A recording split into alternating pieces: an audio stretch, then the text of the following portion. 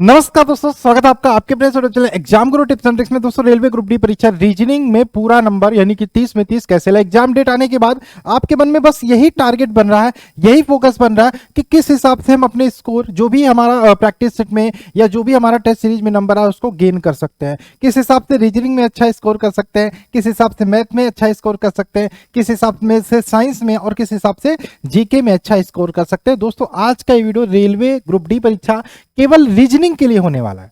हाँ, एक और बात, अगर जो आप मैथ में परफेक्ट तैयारी करना चाहते हैं, साइंस में अच्छी तैयारी करना चाहते हैं, तो ये वाली पीडीएफ, ये जो हमारी पीडीएफ है, ये हमारी मैथ के 500 क्वेश्चंस की गेस्ट पेपर है। इसको लेके आप चार्ट डालो, गोल के पी डालो, की डाल के, ठीक है, क्योंकि इन्हीं 500 क्वेश्चन से आपके 14 से 15 क्वेश्चन फंसने वाले हैं 100% गारंटी के साथ। तो जिन लोगों ने नहीं लिया, लिंक डिस्क्रिप्शन में जाके लेके पढ़ना शुरू करो। इसके अलावा साइंस की हमारे पीडीएफ है, ये चैप्टर वाइज दी हुई है, ये भी बहुत बेहतरीन है। इसके अलावा स्टैटिक जीके और मास्टर प्रैक्टिस सेट, सारी पीडीएफ की लिंक डिस्क्रिप्शन में मिल जाएगी, जाके ले सकते हो।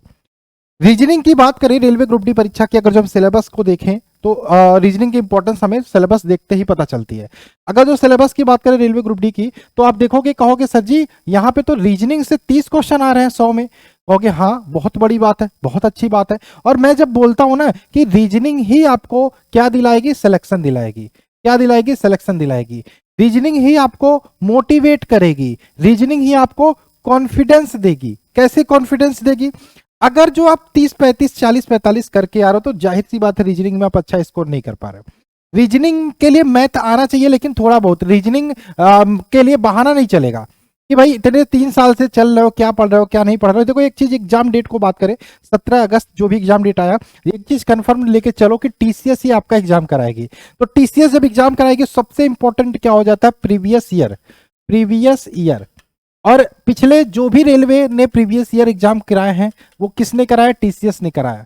तो आपके लिए सबसे इंपॉर्टेंट हो जाती है प्रीवियस ईयर। तो प्रीवियस ईयर के बारे में बात करेंगे, किस हिसाब से कर सकते हो। हमारा मेन टारगेट है रीजनिंग में 30 में 30 किस हिसाब से आपको करना है।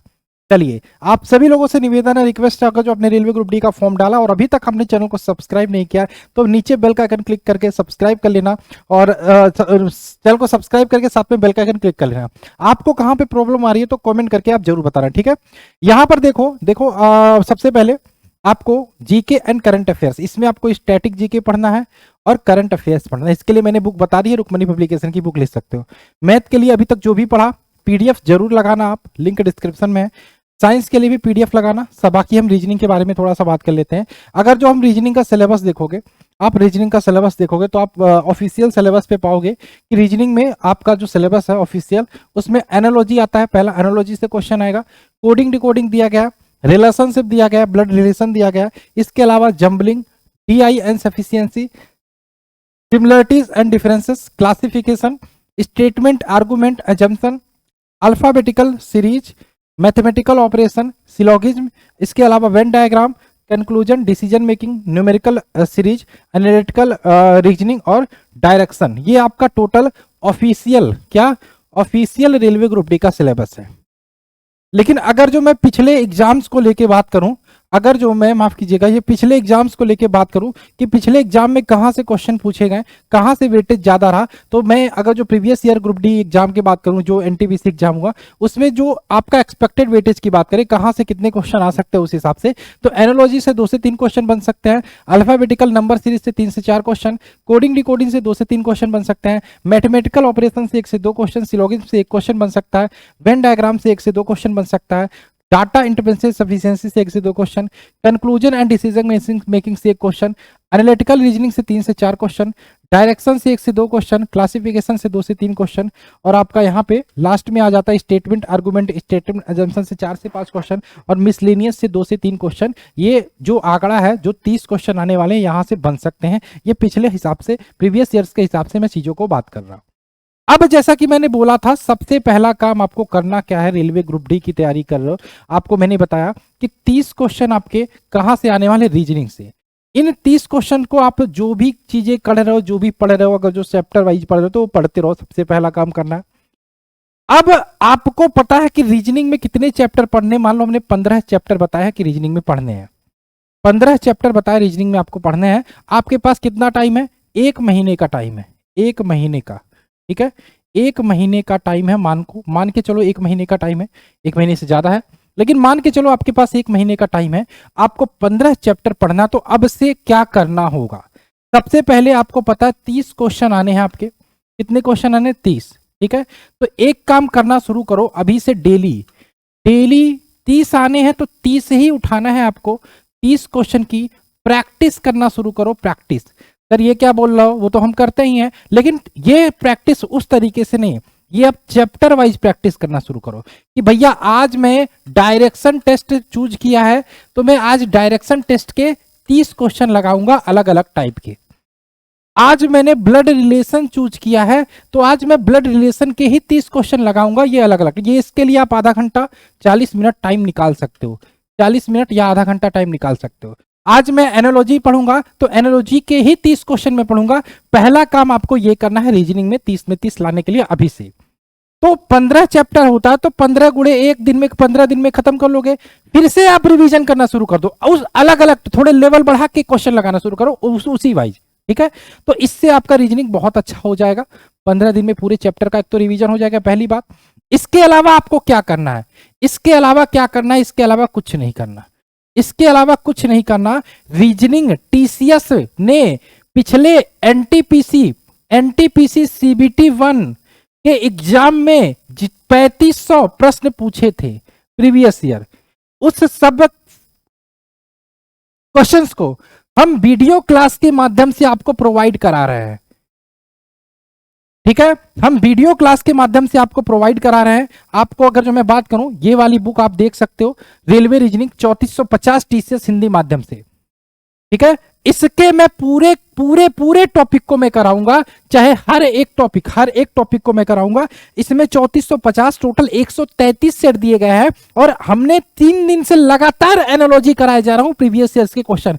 सिर्फ एनालॉजी की बात करें, एनालॉजी से पूरे 380 क्वेश्चन मैं कराने वाला हूं। और लगभग 3 दिनों में हमने, पहले दिन हमने 40 किया था, दूसरे दिन 50, तीसरे दिन हमने 50, आज चौथे दिन हम 60 क्वेश्चन करने वाले हैं। 7 से 8 बजे के बीच में आपको क्लासेस मिल जाती हैं, डेली ज्वाइन करो। पहली बात, रीजनिंग में 30 में 30 चाहिए तो, क्योंकि मैं बोलता हूं गारंटी के साथ भाई रिपीट होने वाले हैं क्वेश्चन, रिपीट होने वाले हैं क्वेश्चन। और जब रिपीट होंगे तो आप यहां से पढ़ोगे, exam Guru tips and tricks से पढ़ोगे कि प्रीवियस ईयर में टीसीएस ने एनालॉजी से 380 प्रश्न पूछे और 380 के 80 में पढ़ाऊंगा आपको। इसके अलावा टोटल इस बुक में 21 चैप्टर दिए गए हैं और हर चैप्टर में लगभग 100 से ज्यादा प्रश्न दिए गए हैं। जैसे ऑड एंड आउट दूसरा चैप्टर हम करेंगे, ऑड एंड आउट, इसमें टोटल 371 क्वेश्चन दिए गए हैं। इसके बाद कोडिंग डिकोडिंग हम पढ़ेंगे तो कोडिंग डिकोडिंग के पीछे 400 क्वेश्चन दिए गए हैं। ठीक है, 400 क्वेश्चन दिए गए हैं। हो सकता है किसी वीडियो में मैं 100 क्वेश्चन करा दूं, उसके लिए घबराना नहीं है, 1 घंटे 1.5 घंटे का भी वीडियो हो जाए, लेकिन डेली आपको 7 से 8 बजे के बीच में शाम को रीजनिंग की वीडियो मिल रही है, वो मस्ट है, आपको देखना है, लिखो या ना लिखो। कम से कम एनालॉजी के 380 अलग अलग टाइप के प्रश्न आपको आपके दिमाग में आएंगे जब मैं पढ़ाऊंगा कि ऐसा भी बन सकता है। बहुत जबरदस्त तरीका है पढ़ने का, जो भी मैंने बताया कि 30 क्वेश्चन आपको टॉपिक वाइज डेली लगाना है, साथ में ये क्लास देखना है बस। अब देखो, मान लो 30 क्वेश्चन आपने टॉपिक वाइज लगाया, क्लास में मैं अब 50 क्वेश्चन से कम तो नहीं कराऊंगा डेली।